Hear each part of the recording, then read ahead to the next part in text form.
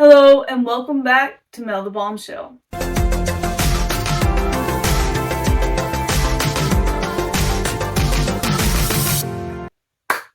Alright y'all, let's talk about the PlayStation 5 Pro and the future of consoles. If you can't tell by all of the stuff behind me, including the special edition controllers and the box for the Spider-Man 2 edition PlayStation 5, I like to collect consoles. I like to collect special edition consoles especially. And since I'm a collector of consoles, I was very interested and curious about what PlayStation was going to announce and what they were going to show off about their PlayStation 5 Pro. Personally, I'm pretty satisfied with my PlayStation 5 system and don't really have any issues with it. So I knew going in that I probably wasn't going to purchase the Pro or making a plan to purchase whatever they announced. But nonetheless, I was intrigued about the new hardware and wanted to know what Sony had up their sleeves. However, after watching that 9-minute long presentation, not only was I a bit disappointed in Sony and the PlayStation 5 Pro announcement, but I was overall disheartened and afraid for the future of console gaming, especially when it comes to people like me who like to collect and purchase consoles to use and keep years and years and years into the future. So, in case you didn't, or even if you did, sit through the Sony presentation, basically Sony announced and showed off the performance capabilities of the PlayStation 5 Pro, including higher frame rates with higher fidelity and better graphics overall in some of your favorite Sony titles. Now, listen when I say some of your favorite Sony titles, because a lot of these titles have already released and have been out for a bit. Many people have already played, finished, platinum, whatever the titles and games that they showed off getting performance uplifts on the PlayStation 5 Pro. As I was watching, I was like, okay, yeah, that grass does look better. Sweet. Yeah, she's not looking as weird when she's running. At the end, even before they announced the price and showed the image, I was like, probably won't get that. Maybe in the future sometime I might snag one, kind of like I did with the PlayStation 4 Pro. I waited until the price dropped a lot on it before I got one. But then Sony went ahead and showed off the image and the price, where three things struck me right off the bat, as I'm sure they did you and they did many other people out there. One, the price. I live in the United States, so the price was $699 US. I mean, yeah, that Spider-Man 2 edition PlayStation 5 did cost $599, but not only was it the $499 system internals, it came with the special edition faceplates, the special edition controller, and Spider-Man 2 the video game digital download, which is a $70 game, so I got my money's worth. But not only was the $700 price tag a slap in the face, the console also doesn't include the disc drive. So if we really compare the PlayStation 5 Pro to a PlayStation, we can't compare it with that. Can't even compare it to the launch edition or the Slim unless you're comparing it to the digital only Slim or digital only launch edition. The Slim now discless is $450, so $50 less than the one with the disc drive. So we would be comparing that $450, let's say, to $699. So $450 versus $700.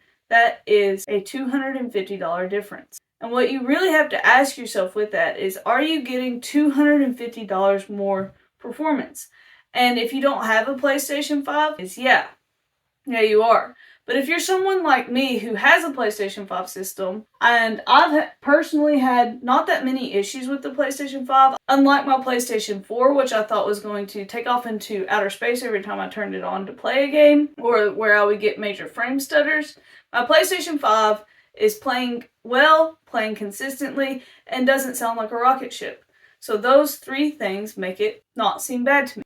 The only issue that I've had personally with my PlayStation 5, the Spider-Man one, is that the disc drive sometimes does not read my games. So that's very aggravating. However, that disc drive situation isn't enough to have made me want to upgrade or get a new console yet. And now, since the PlayStation 5 Pro isn't even releasing with that disc drive, I know that I won't be upgrading. Because if I did upgrade, not only would I have to spend $700 for the system, I would have to spend $80 on the added disc drive so I could play all of my physical PlayStation 5 games. And since I'm not insane and I keep my PlayStation 5 vertically instead of horizontally, I would also have to spend an extra $30 for that vertical stand that doesn't come included with the PlayStation 5 Pro.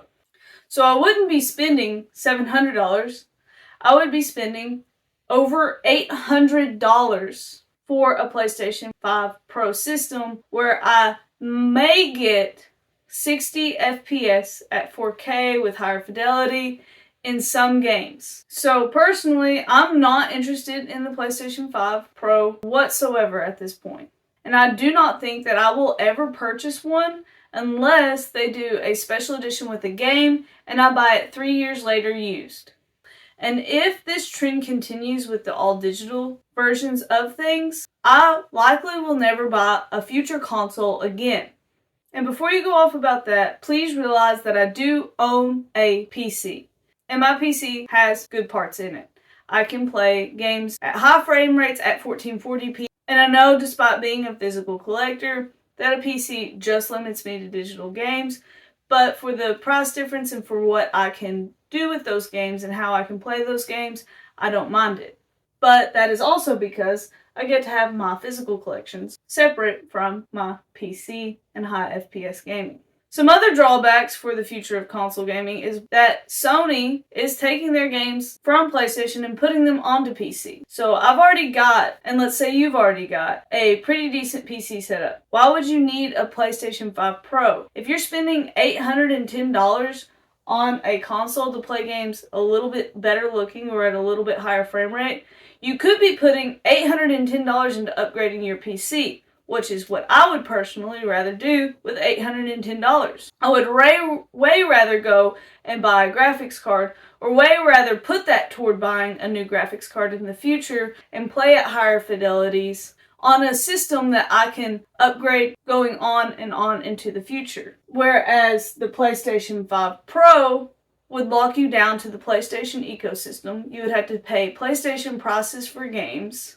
You wouldn't get access to other game stores like Steam or Game Pass or anything like that. And at some point in the future, that system will become outdated and there's not going to be a way for you to throw $200 to $600 into the one system to make it better like you can a PC. So the PlayStation 5 Pro honestly does not have a lot going for it. If they had included a disk drive in the console, I wouldn't be so harsh on it because I do love PlayStation. I do love PlayStation consoles. And I have a list of PlayStation consoles and special editions that I intend to get in the future. But unless PlayStation does something crazy like announces a special edition with a game graphic on the system itself in the future with a disk drive, I likely will never purchase a PlayStation 5 Pro. And if this trend continues, like if the PlayStation 6 or the Xbox whatever are digital only systems, it is likely that I will completely migrate from console gaming to PC gaming aside from the previous gen stuff that I already own. So I know that was a lot, but I wanted you all to get a perspective from a collector, perspective from a console collector in particular, on that PlayStation 5 Pro announcement and what I think about the future of consoles. And if you are someone that is planning to buy the PlayStation 5 Pro, please do not take this negatively. I am so happy that you will get to play those games and that you have a reason to enjoy that system. I want everybody to get to play and enjoy games however that is. So if it's by buying the PlayStation 5 Pro, playing a digital library, maybe you're not like me and don't have a ton of physical games. If that's what you are going to do to enjoy those games, that is awesome. And like I said, any thoughts that you have about the future of console gaming, console collecting, or just want to rant about the lack of special editions in the comments, go ahead. That's what they're there for. Please subscribe if you haven't already done so, especially if you are someone that likes to see special edition consoles, because I do love some special editions and I do make videos about special editions like this one right here. Any relevant links to this discussion will be down below in the comments, and I hope to see you again in the future. Bye.